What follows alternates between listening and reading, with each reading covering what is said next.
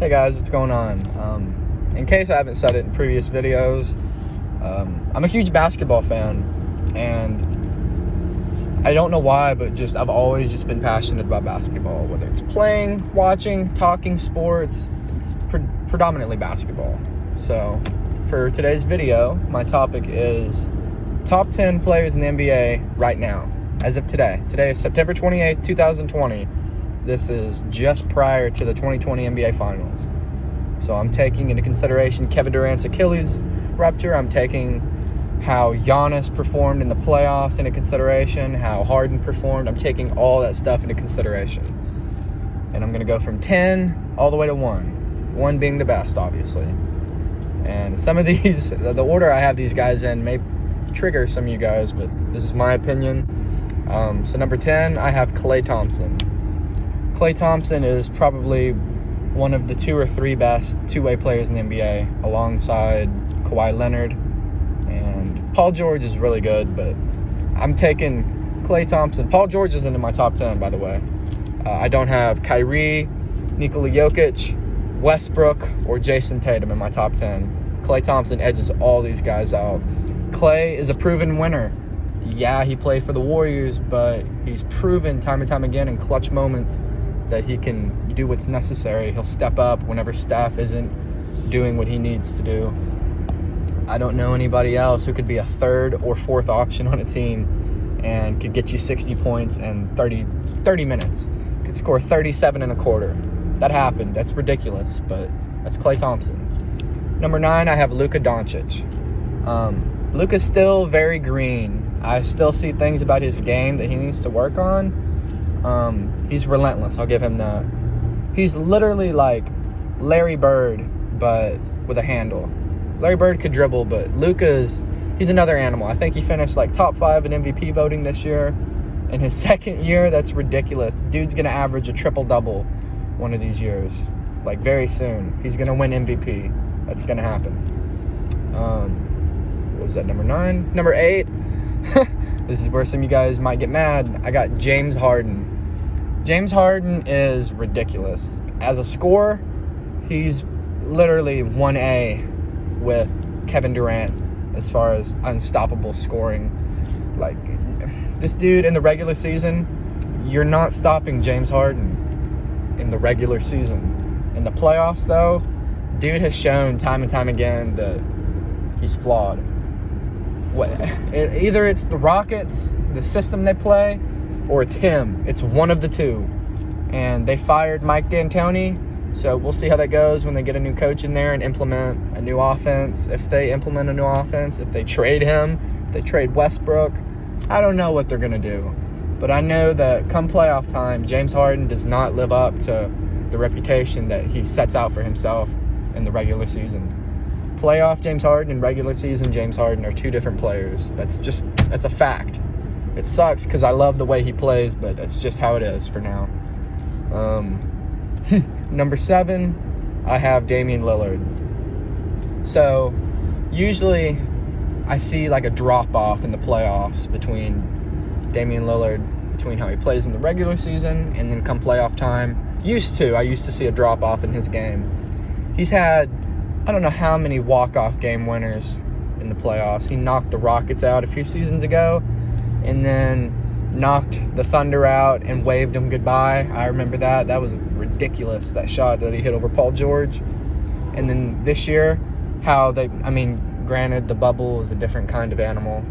It's not a regular playoffs, and the games they played leading up to the playoffs in the bubble, like, he literally put the team on his back. He won bubble MVP, which it's not an MVP award, but like, it counts.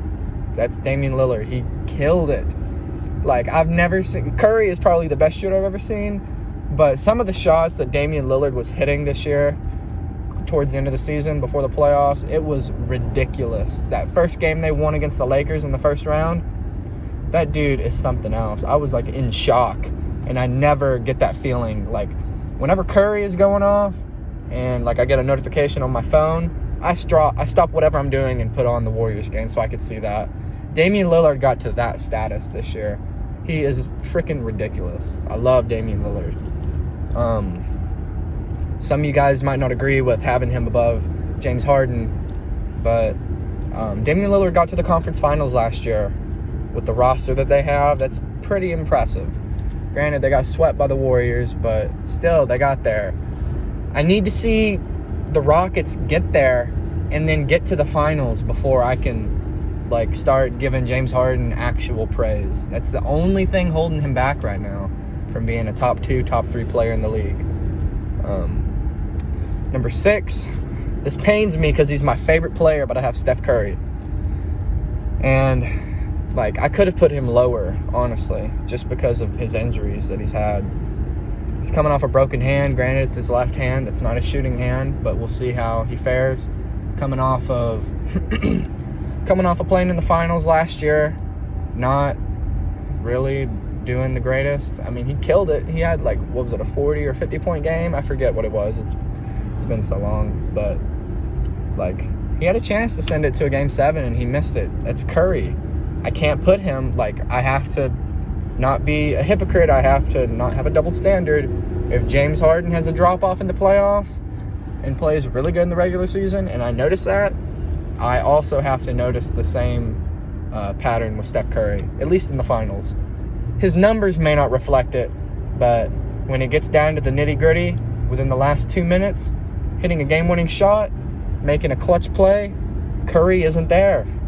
He doesn't run away from it. He just, I don't know. I so badly want Steph to be that guy, and he still has a chance this coming season, especially with Durant gone. He's got a real chance to kind of re-cement himself as, hey, I'm that dude. You guys might have forgot about me, but I'm still Steph Curry. I'm still going to come out here and drop 40 on anybody's head. Nobody can hold a candle to me as far as shooting. So we'll see how that goes. But as of now, and being 32, going on, 33, something like that, I can't put Curry any higher than 6. Number 5, I have Anthony Davis. I have Anthony Davis at 5 just because he's taller than Curry. He can guard more positions. He's the best, one of the 2 or 3 best defenders in the league. 7 feet tall. He's finally in an NBA Finals. Finally. Dude could get 40 every night if he wanted to. I don't even really watch him like that, but I know talent when I see it. Anthony Davis is a freaking beast. I don't really have to go too much into it to kind of give you insight on that. So yeah, Anthony Davis is 5. Number 4, I have Giannis. Everybody's on this Giannis bandwagon, and I don't see it. I see him going to the Warriors this year, honestly. Now, the numbers may not work, salary cap, all that stuff. The Warriors may have to dip into the luxury tax to make it happen. And it still could barely happen, and they're going to have to give up literally the entire roster and all their future picks just for them to have a chance for that to happen. But if he wants to win, that's the move that he needs to make. He needs to go to the Warriors because Steph and Clay space the floor enough for him to do what he needs to do and get in the paint. They fill every weakness and every, they just hide all of his flaws on the court. He can't shoot. He's gotten a little better, but he's not good enough of a shooter for me to look at him and go, okay, that dude is unstoppable. He's unstoppable driving to the paint. He can get fouled. He can dunk on anybody, but I can't have very much confidence in him when it's the last 2 minutes. If I have to rely on him to shoot free throws, I'm gonna get nervous. If I'm having to rely on Giannis to make a free throw to win the game, I'm not confident in Giannis. And he's shown, at least over the last couple years, that he can win the MVP, but come playoff time, just like James Harden, just like Curry in the last couple minutes of the game or so, there's ways to stop him, just to put it like that. The teams that play him, they may not even be that good, but they're logical enough to know, hey, all we have to do is build a wall around the paint to keep Giannis from getting his way, because the Bucks don't have anybody else that is a legitimate threat. They have Chris Middleton, but Chris Middleton he's not Giannis. if he needs to play alongside at least one more, like, all-star, like, one legitimate star, not an all-star, a legitimate star in the league. The Warriors have Steph Curry, Klay Thompson, Draymond Green. He potentially might have to be involved in a trade to make it work for Giannis to join the Warriors. But unless he does that, Giannis will not win a ring. He could rack up all the MVPs he wants, but all that speaks to is he's a regular season player. That's it. What was that? 4. Number 3, I have Kevin Durant. Now, I really wanted to put him at number 2, but I can't dismiss the fact that he ruptured his Achilles. And I can't dismiss what happened to Kobe Bryant after he ruptured his Achilles. Granted, he was a little older than Durant is when he ruptured his Achilles. But the drop-off when Kobe ruptured his Achilles, when he came back, it was... If he didn't have Bryant on the back of his jersey, you wouldn't have been able to tell it was Kobe Bryant. He still had similarities to how he used to play, but it was ridiculous to see how bad Kobe got. And Durant's still, like, he's a shooter, so he could still average 20 a game at least. But, like, I'm not going to be surprised if I see, like, a legitimate drop-off in Durant's game when he comes back. And there's potential that he could re-aggravate it. Because, remember, like, whenever he went down in the Rockets series, they said it was a calf strain. And then there was, like, this blurred lines between the Warriors and Durant as far as communicating what the injury was. And when he would come out to the games and stuff before he, like, ruptured his Achilles, when he's practicing and stuff, he would have his ice pack on his, like, low ankle, which is where your Achilles is. That's not where you put ice when you have a calf strain. That made no sense to me. I was very skeptical that was more than just a calf strain. I'm 100% confident that he already had a partial tear in his Achilles. All the evidence points towards that. And then even more so, before the Warriors traded Andre Iguodala, he had injuries and he came out and said things about how they were trying to push him to come back and all this stuff, and, like, pretty much just burned the bridge with the Warriors. Even if he didn't outright just cuss at the Warriors or anything like that, like, I could feel a rift between the Warriors and Iguodala. Just the same as I did a little bit. Even if they came out and had high praise for Durant, they retired his jersey number, even though he only played 3 seasons there.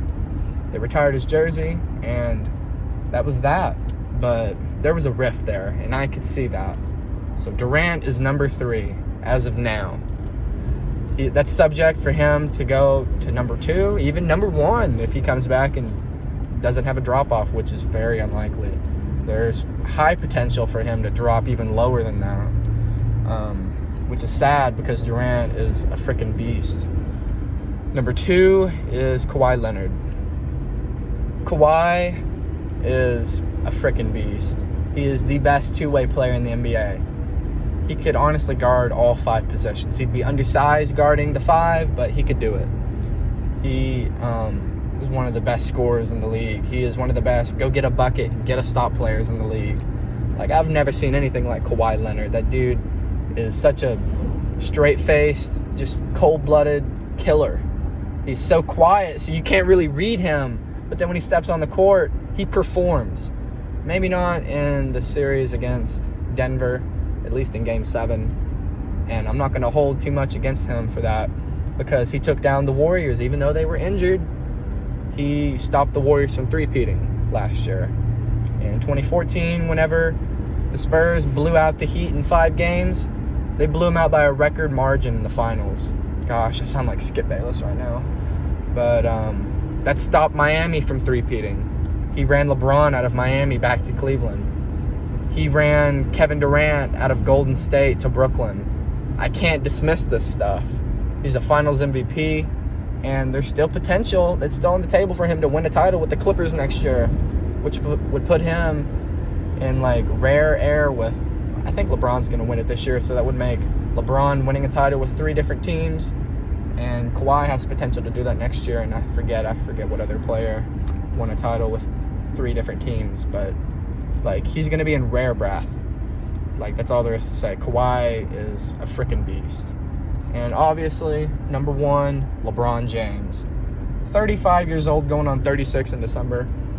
This dude is a freaking beast. I can't, fathom that he's in his 17th year. Not to mention, I think when he was in high school, his team won the state championship 3 out of 4 years, or all 4 years. I'm just not too familiar with that stuff anymore. So he's competed at the highest level of basketball that you can compete at since the age of 13, 14, and he's going on 36. So that's over 20 years plus of him competing at the absolute highest level that he could possibly compete at. And I could talk about LeBron all day long, even though Steph Curry is my favorite player.